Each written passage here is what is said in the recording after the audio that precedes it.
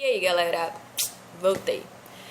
Hoje a ideia é falar sobre o processo de segregação racial nos Estados Unidos versus a indústria do sistema prisional.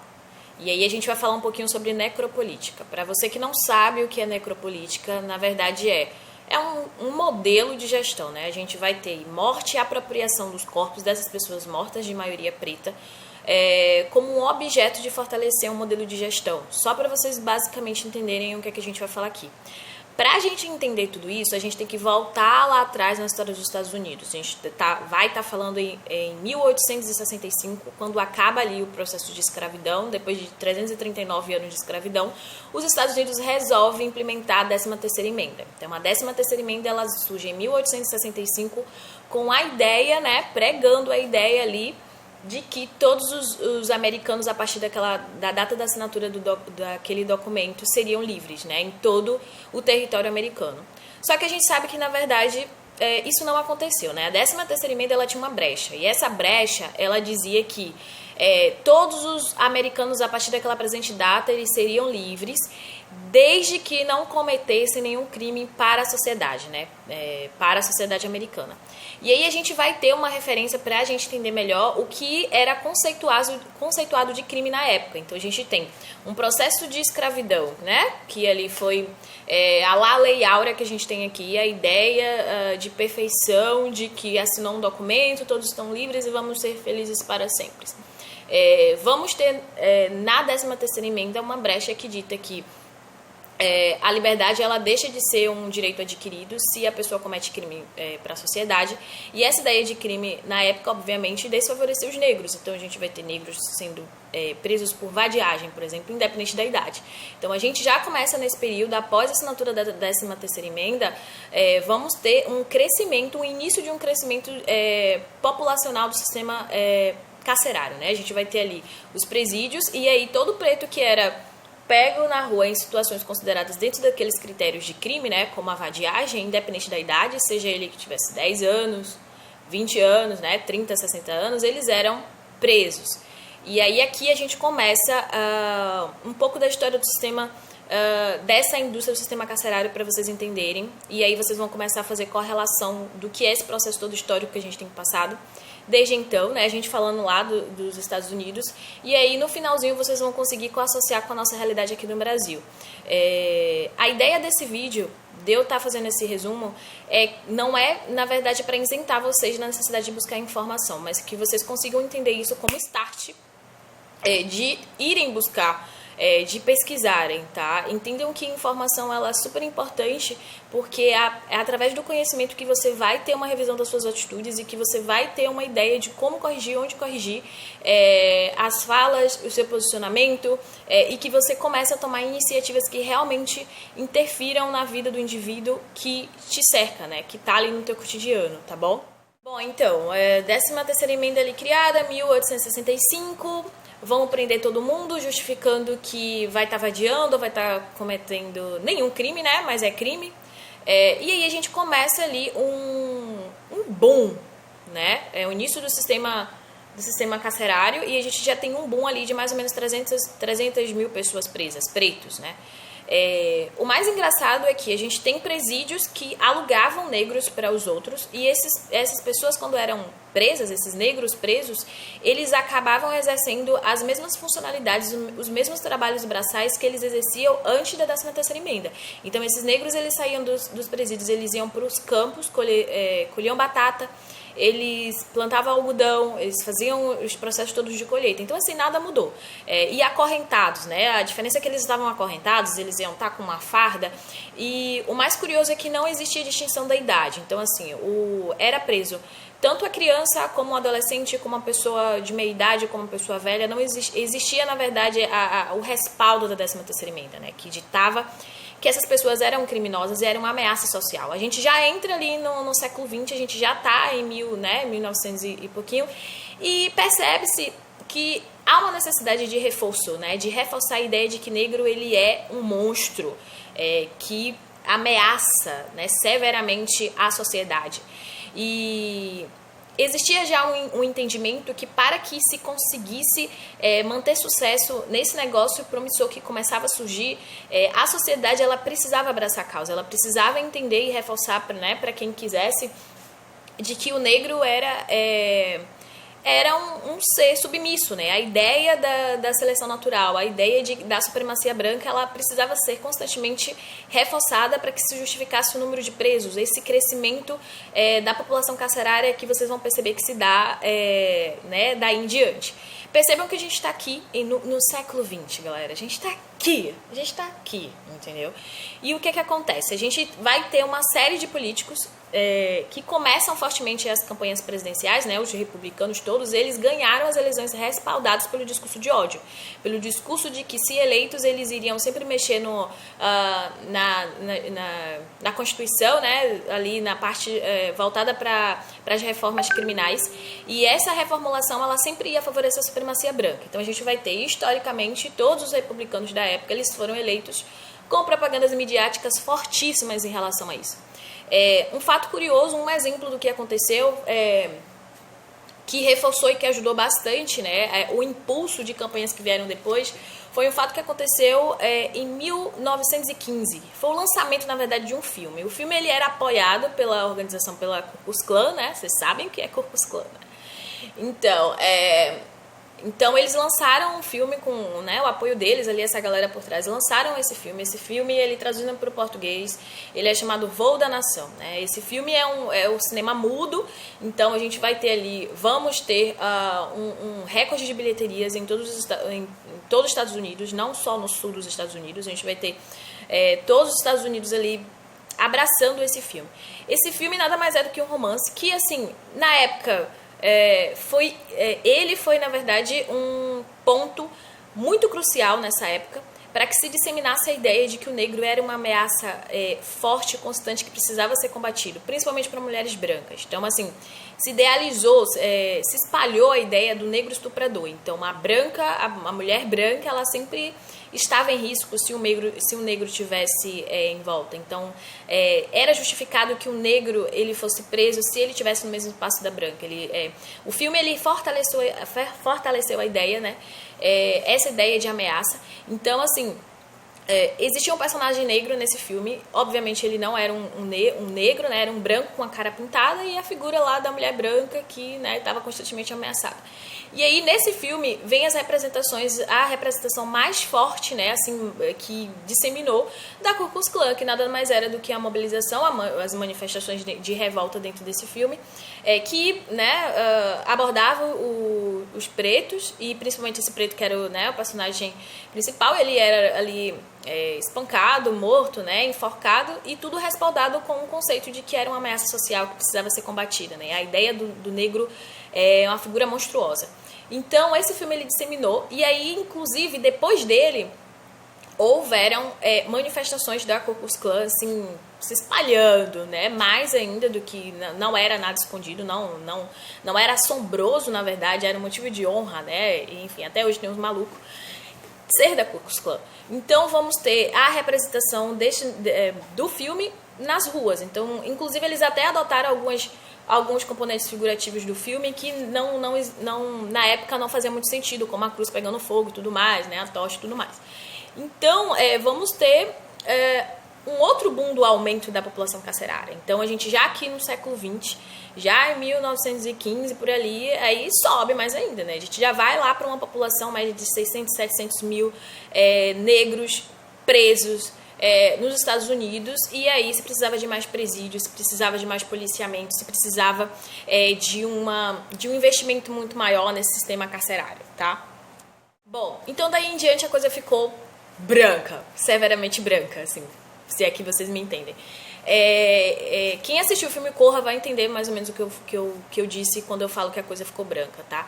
E aí, o que acontece? Todos esses governos, eles vão reforçar, eles vão usar o discurso de que há necessidade de defender a sociedade dessas pessoas pretas, dessas pessoas perversas, dessas minorias ameaçadoras. Então, todos os republicanos, numa sequência, começam a ganhar, né? E os democratas, eles não ganham porque eles não se respondem, não ainda, né? Nesse discurso. Depois de um tempo, os democratas sacaram que ou eles adotavam um discurso de ódio ou eles nunca iam ganhar as eleições. Então, vamos ter um sistema de, né, no período eleitoral, as propagandas, elas eram explicitamente exibidas na TV, nas mídias e tudo mais, e que pregavam que essa pessoa, se fosse eleita, né, se for eleito eu vou evitar que presos eles sejam livres, né, estabelecer penas mais severas para que esses presos que fossem pegos com número mínimo de maconha, ou que se fosse se apresentasse ameaça social, eles fossem realmente severamente punidos, né? E todo esse discurso era um discurso de ódio que sempre existiu. Inclusive, aí a gente já fazendo um pulo, né? A gente já sai de 1915 por ali, vamos lá para 1960. 1960 aconteceu a maior manifestação histórica até essa aqui, né, que tá rolando. 1960, inclusive, foi quando aconteceu o fato daqueles jovens que é representado no filme, na série Olhos que Condenam. Eles foram condenados por um crime por ter matado uma corredora branca num parque lá, que eu não lembro o nome, e que os caras, eles foram presos, eles foram julgados, existiu uma mobilização, uma comoção, né, da população afro-americana em volta disso. Eles eram, assim, eram crianças, né, 11 anos, 12 anos, né, eu acho que o mais velho tinha 15 ou 16 anos.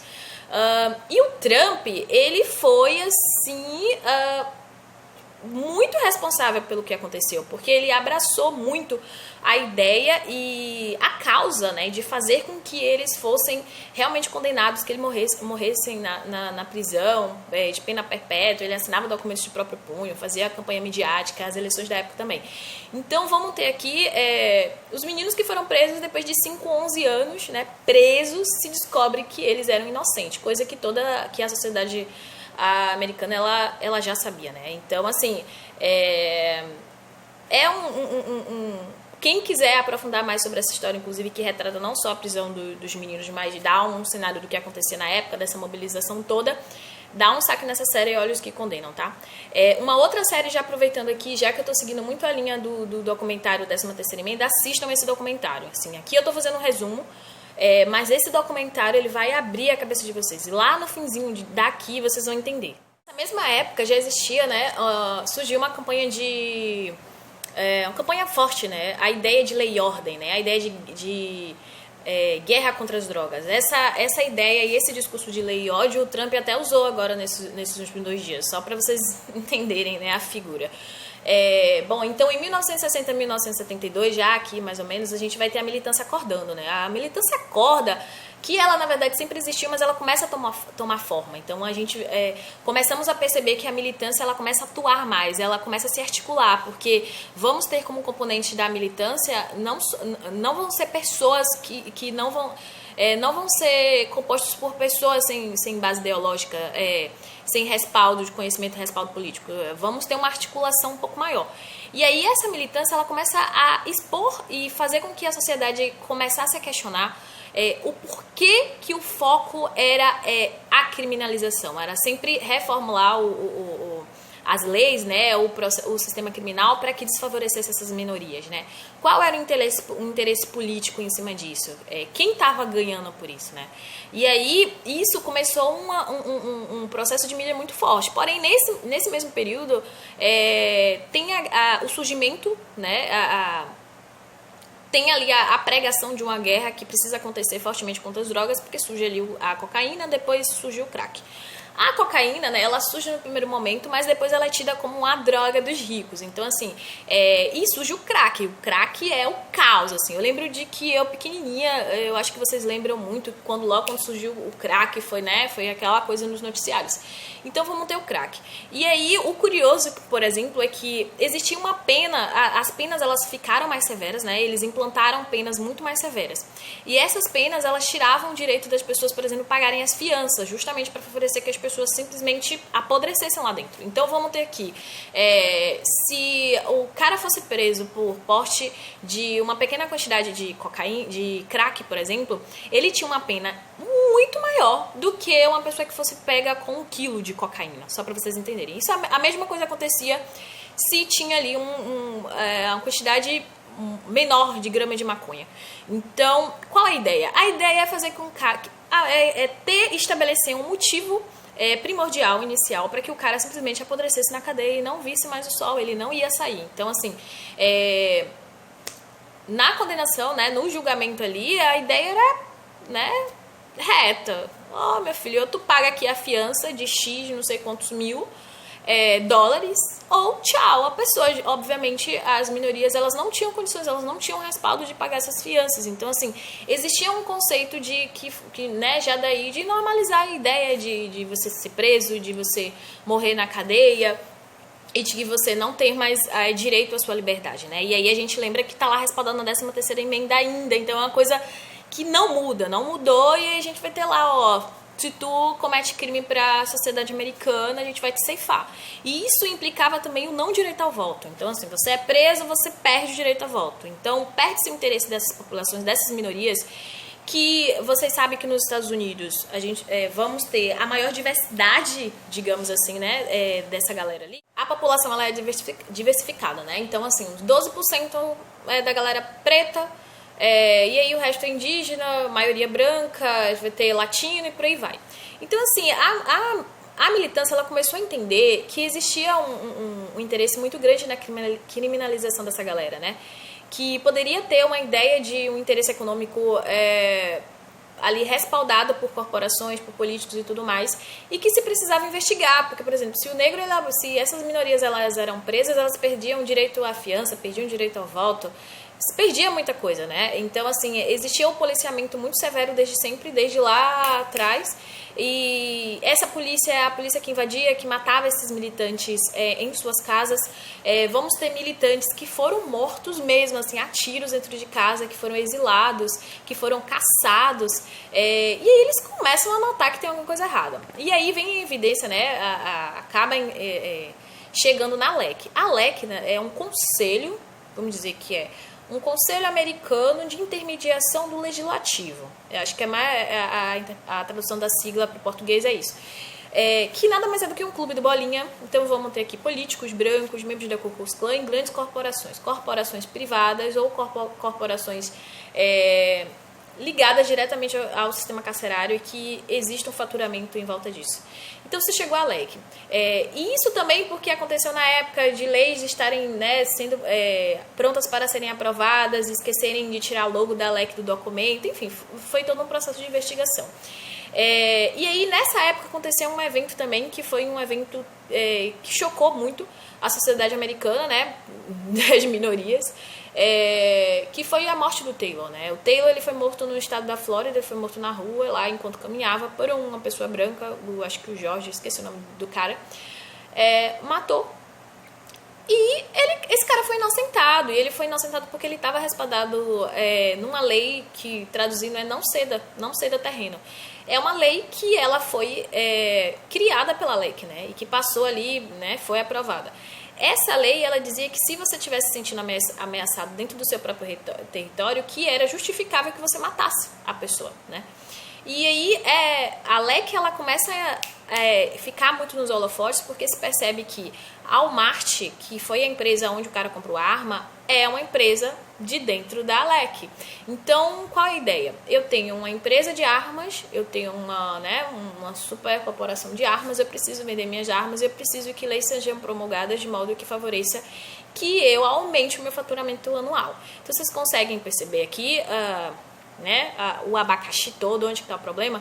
Uma outra empresa também que entrou em evidência, né, foi a CCA.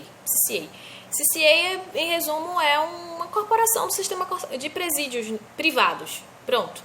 Então, é uma empresa de presídios privados, ela tem, né, em toda a América, em todos os Estados Unidos, e se perceber, e ela também faz parte da LEC. A CCA, que é essa empresa lá de prejuízos privados, por exemplo, ela tem um faturamento anual de 1 bilhão e 700 mil, sabe, por ano.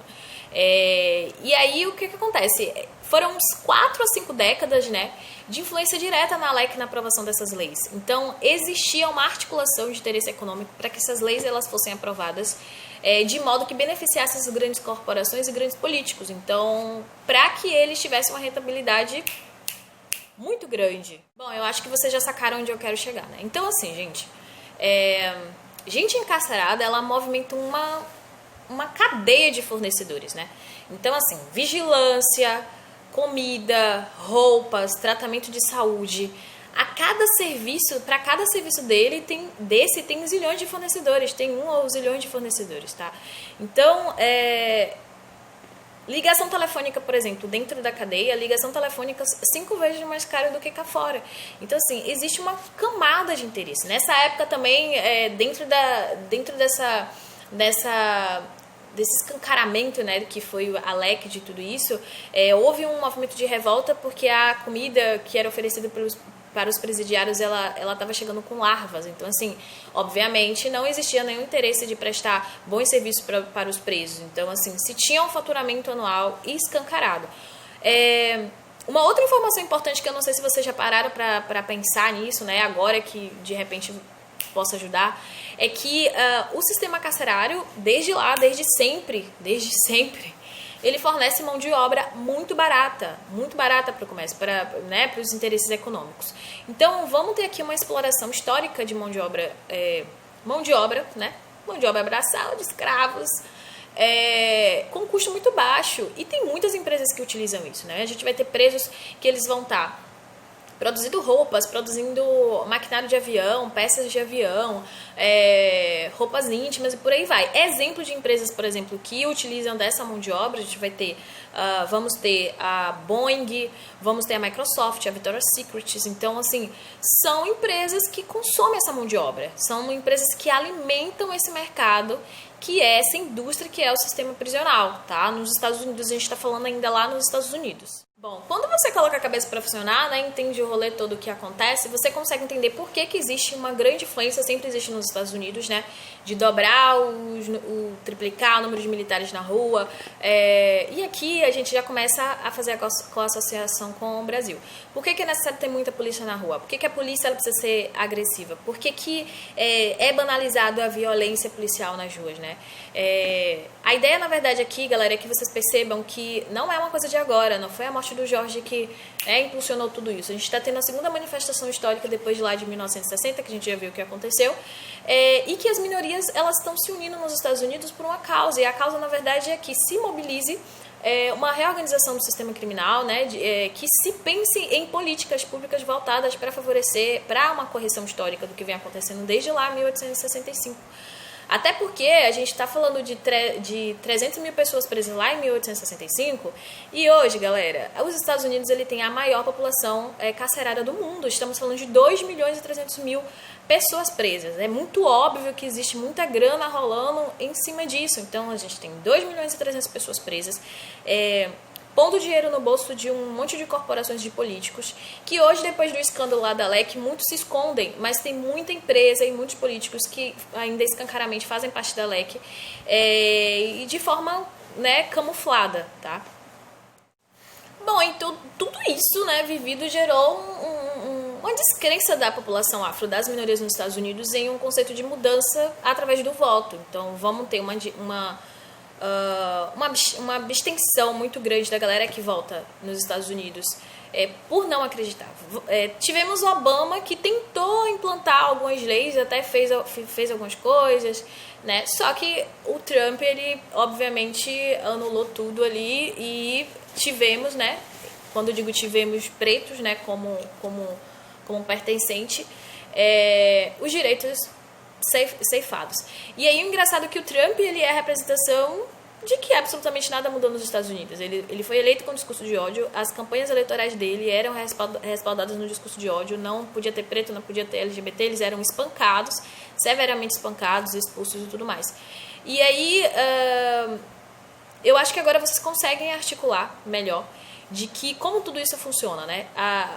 Por que a gente tem policiais nas ruas violentos? Por que a abordagem ela é violenta? Né? É um processo histórico que nunca se deu uma atenção devida para resolver esse problema. Esse abacaxi não é nosso, esse abacaxi é vocês brancos, né, no coletivo, que precisam resolver. Então vamos ter uma população cansada, né, assim como acontece aqui no Brasil, e aí vamos ter uma galera na rua agora reivindicando exatamente isso, reivindicando que se olhe para trás, que se revise, que se corrija tudo do que acontece há muitos anos com essa galera, sabe? Que se pense em medidas em uma reforma política, públicas e que valorize pretos, mas que valorize todo mundo, né?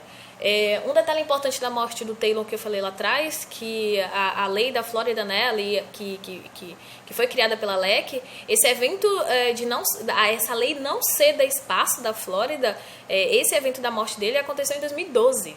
2012. Vocês têm noção disso? Do que é que a gente está falando? Bom, a ideia cheque que eu dou pra vocês é que essa realidade sempre existiu. E todo mundo vocês sempre ignoraram. Então, assim, vocês estão compartilhando a hashtag de Vidas Negras Importam e nem sabem que o movimento foi criado em 2014, sabe? E aí a gente vai ter o Brasil aprendendo, né? Ali caminhando pro modelo dos Estados Unidos. Aí vocês vão dizer, tá, para. Cara, o Brasil ele tem a 4ª maior população carcerária do mundo. Temos mais de 700 mil pessoas presas. E aí nós temos aqui um índice de pretos que morre, que eu nem preciso, né, aprofundar nisso, que morre todo dia, toda hora. Morreu preto anteontem, morreu preto ontem, e a gente normatizou isso. A gente aprendeu a naturalizar que preto morrer é normal. E aí vocês querem me dizer que correntezinha no Instagram, fotinha de luto preto, né? Sendo que pretos falam disso todo dia. E aí vocês querem dizer que isso aí que vocês estão fazendo vai sensibilizar, vai mostrar ou vai resolver o problema? Vocês já pararam pra pensar nisso? Estão me chamando de maluquinha, tô viajando na maionese. Acho que foi em 2003 ou foi em 2013, não lembro o ano. Mas eu sei que tem uma empresa, a Humanizare, que ela é um modelo, assim, a representação do início desse processo de indústria, né, do sistema presidiário, que já acontece aqui no Brasil, mas para ficar mais claro como exemplificação do que eu estou falando. Vamos ter essa empresa. Essa empresa ela é dona de uns 8 presídios, né, a corporação de prisões privadas, e ela financiou as eleições nesse período. Ela investiu cerca de 750 mil, né, em campanhas eleitorais. E aí foi descoberto, né, nessas campanhas um pouco depois, que os políticos envolvidos diretamente com essa empresa, eles foram responsáveis pela votação a favor da PEC 171/93. Vocês lembram o que é essa PEC? Era a aprovação da lei de maioridade penal, né, de redução da maioridade penal. E aí vocês entendem qual era o interesse em cima disso. Vamos reduzir aqui a idade da galera a ser presa, porque a gente precisa de mais preto na cadeia, a gente precisa aqui fazer rodar dinheiro, produzir, né, justificar para a sociedade que impostos ok, que a gente precisa ter empresas vinculadas para fornecer comida, fornecer roupa, fornecer vigilância, fornecer... Enfim, né? Vocês conseguem entender agora onde que a coisa ali, né, tranca mais? Bom, e para fechar, quero deixar uma reflexão que, se você tiver um pouquinho de consciência, vai pegar ali e vai instigar para você buscar mais coisa. Vocês que ficam dizendo que não entendi como que o negro aceitou a situação de escravidão, que não se submeteria a isso, que tem avô branco, que tem mãe negra, eu ouço muito isso. Minha mãe é negra, meu pai é negro. Vocês entendem que tudo isso continua acontecendo agora, quando vocês brancos, no coletivo, normatizam o genocídio negro através de mãos brancas de policiais que representam o sistema. Falei bem devagar para vocês entenderem. Vocês conseguem entender que quando vocês normatizam a parada que está toda acontecendo, vocês são culpados, sabe? Eu quero deixar aqui uma observação de que quando falamos, né, brancos, nós não estamos falando da individualidade, estamos falando do coletivo. É uma responsabilidade coletiva resolver esse babado todo, sabe? Essa porra não é responsabilidade nossa. Vocês possuem problemas com preto desde que o mundo é mundo, desde que vocês trouxeram a gente pra cá. Então, vocês precisam resolver. É uma responsabilidade de vocês, sabe? Organizarem a casa, organizarem esse rolê todo. Então, por isso que eu digo que se você não toma consciência do que está acontecendo, dos seus privilégios e como que você pode mudar estatísticas ou contribuir para mudar estatísticas, você é responsável por milhares de mortes, sabe? Do mesmo jeito que quem não votou ou quem votou em Bolsonaro é responsável por mais desses 30 mil pessoas que morreram agora. O cara tá dizendo que era o destino da galera morrer. Então, assim, sabe? Então é isso, galera. Espero ter ajudado vocês a entenderem como se deu esse processo todo aí, para que vocês consigam ali organizar a cabecinha de vocês, né? E aí a gente consiga ter uma esperança, né? Eu acredito que informação é importante, transforma, e deixo aqui o chamado para vocês assistirem documentários, assistam coisas que, né, se vocês não podem ler livros, assistam documentários, assistam séries, se provoquem, assistem filmes, sabe? Permitam entender o que acontece. Eu sei do que acontece. Primeiro, eu sou preta, preciso saber o que acontece com o meu povo, e eu sou especialista em estudos culturais, para quem não sabe, agora já sabe. Mas isso não deve ser uma bolha, sabe? Isso não deve ser uma bolha que justifica o porquê que eu tenho conhecimento disso, o porquê que eu sei o que é que aconteceu.